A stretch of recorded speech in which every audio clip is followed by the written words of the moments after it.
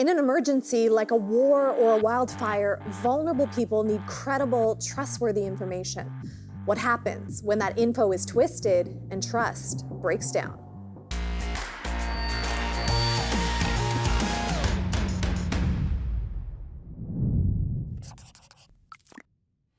In Canada or around the world, when disaster strikes, people panic, and in those moments, they rely on credible information to steer them to safety. Humanitarians are on the front lines, but false information is making their jobs harder, fueling fear and eroding trust in the communities they serve, and sometimes even costing lives. We saw this with COVID-19. Misleading information constantly confused people during a dangerous disease outbreak. There's even a name for this trend, an infodemic, a term featured in the 2026 World Disasters Report, along with examples from around the world. In 2024, flames engulfed Jasper, Alberta, forcing 25,000 to flee, burning more than 300 structures to the ground, and leaving lush forests unrecognizable.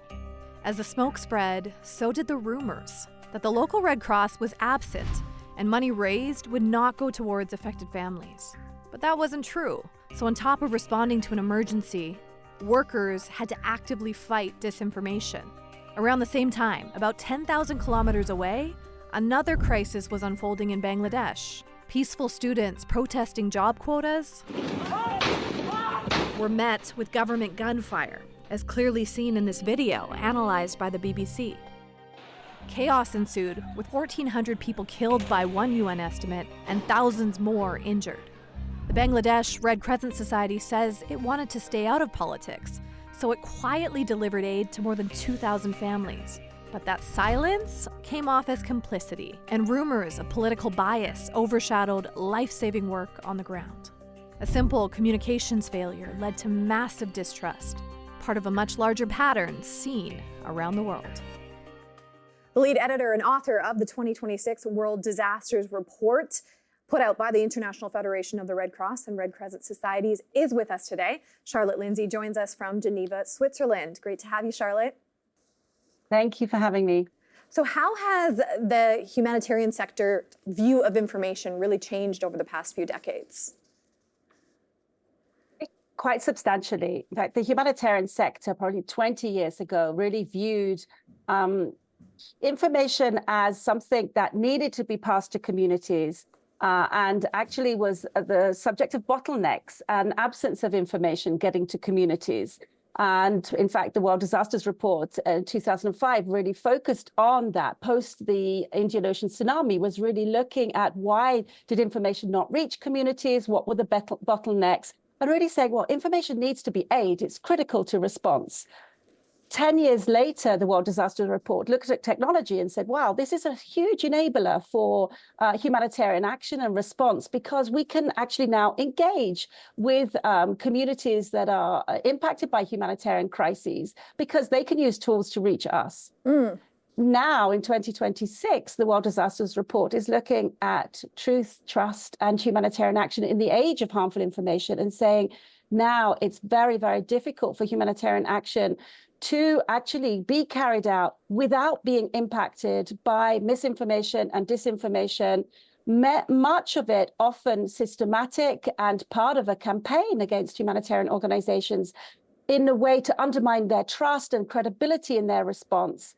And this is a huge change over the last decades. Yeah, it's directly impeding the work of people on the ground.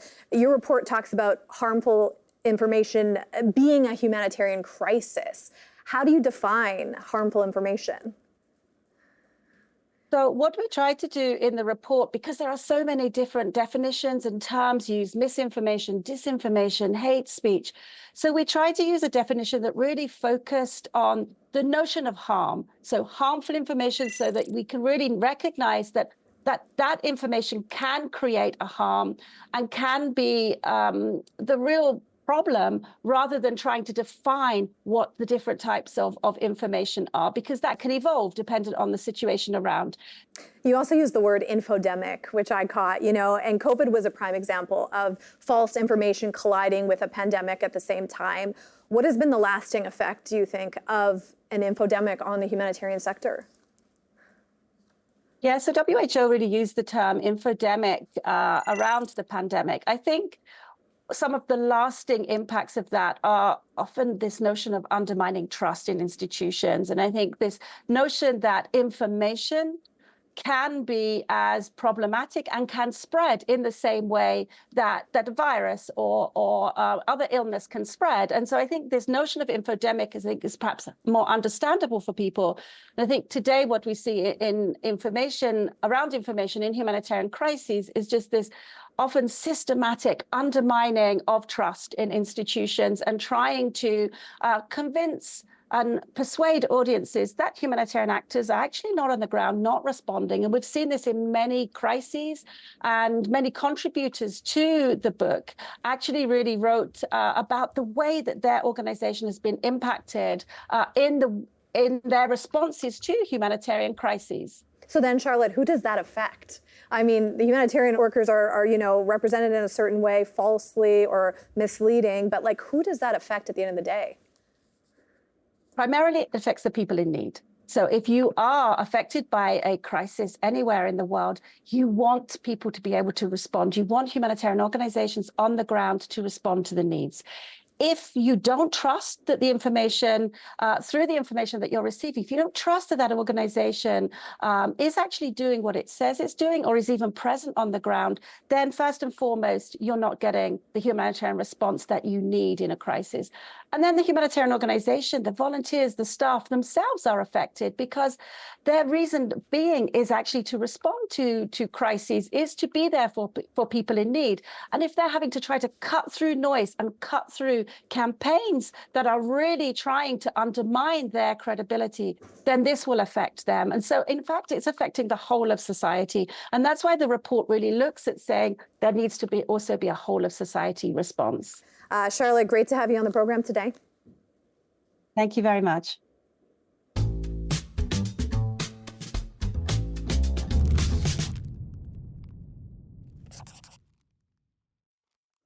Let's bring in a few experts who are trying to find ways to fight back against this tide of disinfo. Carlos Hernández-Echevarría is the Associate Director of Fundación Maldita, a nonprofit organization based in Spain that focuses on fighting disinfo and creating more effective policy that addresses the root causes of that problem. And Giulio Coppi is a Senior Humanitarian Officer for Access Now. He has more than 15 years of experience internationally, often in crisis contexts. Great to have you both on the program. Thank you. So Carlos, you were closely monitoring what was happening in Valencia in 2024 during the floods. I want to remind our viewers, there was catastrophic flooding, streets turned into rivers. I mean, houses were engulfed, more than 200 people died. Carlos, what information was filling your feed at that time? I think this, as any natural disaster, any big catastrophe that calls a lot of attention, it's seen by many people as a wonderful opportunity to disseminate this information. And I saw so many false viral stories, basically trying to pit people against each other, and particularly targeting the same organizations that were acting as first responders. I remember so many hoaxes and false accusations against the Red Cross, the Catholic Charities, basically organizations that were on the ground, and yet they were the target of disinformation campaigns, targeting their motivations, accusing them of only helping foreigners and not Spaniards. It was pretty ridiculous if you were on the ground those days, but millions of people saw those allegations and millions of people believed them. When you looked at the information, what was the most striking narrative of disinformation that really stood out to you, Carlos? I mean, there was many about, for example, the Moroccan government being behind the floods with, basically a weapon to manipulate weather. There was all kinds of weird stuff those days online, but I think the main narrative or the main motivation for many of these actors was actually to get reach or to get attention. Those people were saying, do not donate to the Red Cross in Spain, give the money to me and I will distribute it. So I think it wasn't a coincidence. I think it wasn't out of, lack of understanding of the reality. It was for many of these actors an exercise in scamming and grifting. Yeah, there's often scams tied into all of this. Giulio, I want to ask about, why is it that humanitarians seem to have such a bullseye on their back? This is an excellent question. I think The reason why humanitarians are an especially good target is because they are often exposed to media and attention. They get unwillingly, they get thrown in the spotlight. And they are an easy target for two main reasons. The first one is that they cannot defend themselves. They cannot call out abuse. They cannot say who's behind some of these campaigns because of the principles of neutrality, because of the principle of impartiality. They are usually impeded from calling out the authors of these campaigns. And these make them especially vulnerable. Another aspect is that they are usually very limited in their outreach. When they go online and when they go on social media and they try to send a message through, they expose themselves even more. So they usually become even a bigger of a target. Interesting. Carlos, are there patterns that emerge, not only in Valencia, but as you see disinformation in other humanitarian catastrophes? Do you think there's patterns of this disinformation? Yeah, I think there definitely are parents. I think everybody is looking for information on social media. Everybody's eager to know more. And there is kind of a specialized sector that is trying to put out there very, very attention-grabbing headlines and stories. So we always see people trying to make things even worse than they are in reality. So, for example, you will always see people trying to do things like do not drink water from the tap, or do not go to this place or the other. And those are sometimes completely made up allegations, but people is so anxious to get information that we are all basically feeding the beast by sharing stories that are not confirmed. And so I think in that is the biggest pattern that emerges. A lot of people trying to ride the wave or of public interest with false stories. Giulio, who is behind that messaging? It can be sometimes states. Sometimes it's states. Sometimes it's warring parties. Sometimes it's hacktivists. Sometimes it's online groups. Sometimes it's rumors. It can be anyone. We have multiple examples of countries manipulating the information environment to get rid of an uncomfortable humanitarian presence. Carlos, in Valencia, do we have any idea who those scammers were? They were the ones that as I was mentioning, the ones who wanted to make money. So when they wanted to divert the kind of funding and donations that would go into these humanitarian organizations during a catastrophe. And there were always these people who are always interested in degrading institutions. We actually had pretty solid evidence of foreign powers disseminating content that was clearly designed to give the idea of public authorities being not only ambivalent but also corrupt or outright acting against the interests of the people affected. So there was people clearly into this with ideological and also financial concerns in mind. And talk to me about the people impacted by that bad information in Valencia. Oh, it was terrible because in the first 2 weeks, in the aftermath of the disasters, when the rescuers and the first responders were actually still trying to get people and rescue people and get basic services back in many of these localities, they had to fight additionally with these disinformation campaigns. And honestly, if you are in one of these small towns that had been disconnected from every kind of public service for the last 5 days, and the first thing they know is that is someone telling them that the Red Cross is not helping, and it's only helping other people because they are brown skinned, for example. It is some people will take their absolute desperation to the first responders that get to their door, and there will be threatened violence, and there will be real consequences of that. So I think it affected greatly the reputation and ability to work of first responders, but it also preyed on the desperation of many people who were there and affected their ability to find resources and to actually get the help they needed at that moment. Giulio, how long does it take to rebuild that trust after something like this happens? That can take forever. It really depends on how much the organization is known and how much it is respected. And it also depends on the information environment. But usually it can take from months to years to reestablish a relationship of trust with the communities, because the suspicion lingers. The fact that, yeah, but I heard that some times ago you did that, or it happened to me in my past work as a field humanitarian person, that people 10 years later still repeated something that they heard that my organization or a similar organization in the same region did, which wasn't true. And it kept going as a hearsay for years and years to come. And you have to rebuild that trust. It's not enough to say, no, look, that's not true. It doesn't work like that. You really need to rebuild from scratch. Carlos, what needs to change, to prevent this type of information from getting such a foothold in a crisis? I think we need to discuss the role of the major digital platforms and whether or not they are equipped to deal with this kind of thing during a disaster. I think it's extremely important for them to work with civil society, and particularly these organizations working in very difficult environments, to understand how these disinformation patterns become dangerous for people on the ground, either the first responders or the affected parties themselves. I think they have a long way to go. And I think, for example, traditional media is subject to particular rules when it comes to natural disasters or emergencies, and they have to fulfill a public role in disseminating trusted information and for example, official announcements of evacuation.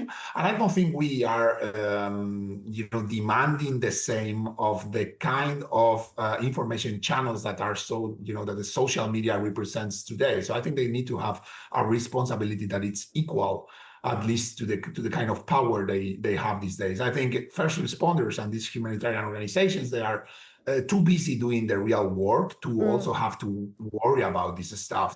Giulio, who or what should be held accountable, especially when we're talking about life and death here?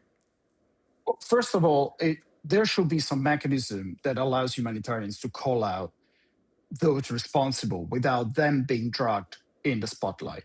The case of the International Committee of Red Cross being, exposed through a campaign by a government, a campaign that was, by the way, led by a private company that is specialized in this kind of online manipulation. So this is a physical company with an office. The fact is, this is an example of OSINT, of open source investigations by journalists, by a coalition of journalists, calling out the authors. This is why humanitarians cannot do it themselves. They cannot go out and call out a government or call out the responsible. So someone has to do it. So the first thing is that we need mechanisms for investigation research through the media, through academia. And then we need mechanisms for accountability. But first and foremost, we need companies, as it was said by Carlos, to live up to their ambition. You want to be a global player, then you need to put the investments in terms of human rights teams, in terms of hostile actors and behavior and threat monitoring. You need to throw in the investment and the skills and the training and the networking when a crisis happens. That will allow you then to be able to respond adequately. Gentlemen, you've given us lots to think about. Thank you so much for being on the program. Thanks to you for having us. Well, we've heard today how the humanitarian sector is trying to catch up to the fast-paced digital world. Well, that can also be frustrating for you and I, caught in the murky middle. Producer Sean Foreman is here to explain why we might feel the way we feel with so much changing around us. Wait, what? Do you ever feel like society is breaking down and you don't understand how the world works anymore? There's a term for that feeling.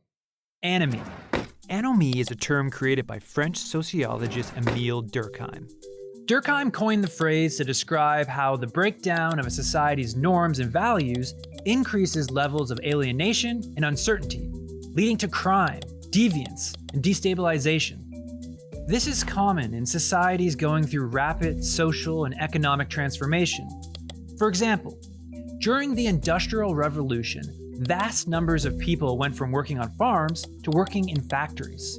People no longer knew where they belonged and, on a deep level, became uncertain about their purpose and the overall meaning of their life. More recently, the invention of the internet and social media has had a destabilizing effect. It's changed just about everything we do, how we work, how we socialize, how we consume information. To reduce the levels of anomie, Durkheim recommended that we reinforce what connects us: family, culture, and community. Essentially, we have to do more things together to reestablish the norms that made everything feel stable. So, if you're looking for something to make that negative feeling go away, you're probably not going to find it on here. Oh, thank God. Coming soon on Big If True. Have you heard of the Wayback Machine? It's an online archive that saves what's posted on the internet, but it might be at risk. How this could impact your search for accurate information. Well, you might have missed Reality Check the past few weeks, but it is back. Time to clear up some confusion in the headlines.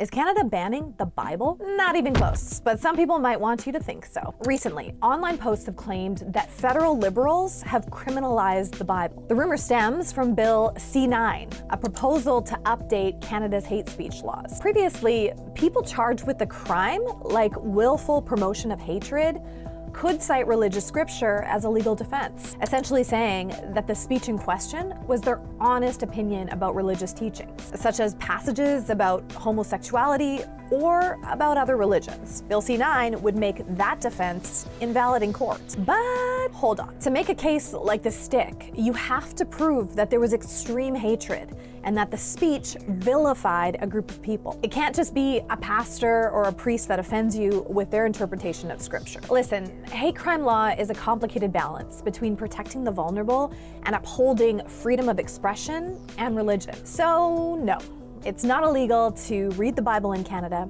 post verses, or preach about what's in it.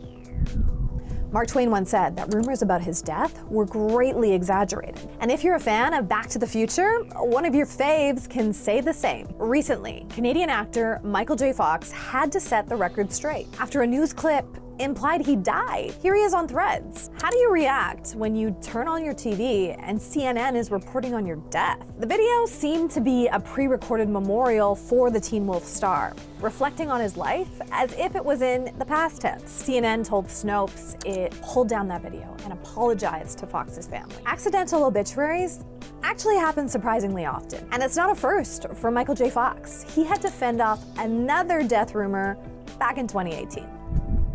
Could honey be the cure for Alzheimer's? Bill Gates seems to think so, or does he? For months now, sketchy posts have claimed that all kinds of diets, supplements, and products can treat conditions like dementia. They often claim to be backed by billionaires like Gates, who has previously donated millions to Alzheimer's research. It's a classic strategy for scams, fake endorsements from scientists, doctors, or powerful people to piggyback off their credibility. But the Microsoft mogul has made no such claim. Unfortunately, there's no known cure for Alzheimer's, and it's often a target for medical hoaxes. If you're concerned about cognitive health, you should talk to your doctor and leave the snake oil to the scammers. And that's your reality check. Now you're in the know. Worried about misinformation overload? Come to Big If True to find out what's real and what's not. Check out our Instagram page for exclusive content and subscribe to our YouTube channel or watch full episodes on our website. Email us at bigiftrue@tvo.org if you have a burning question or brilliant idea. Big If True, fighting misinformation one story at a time. I'll leave you with a quote from the 2026 World Disasters Report. Harmful information thrives on fear and confusion, but hope, rooted in trust, solidarity, and human dignity, can be just as contagious. We try to provide a little hope on this program by warning you about bad information online and ways we can work together to try and navigate it. I'm Molly Thomas. This is Big If True. We'll see you next Sunday or anytime online.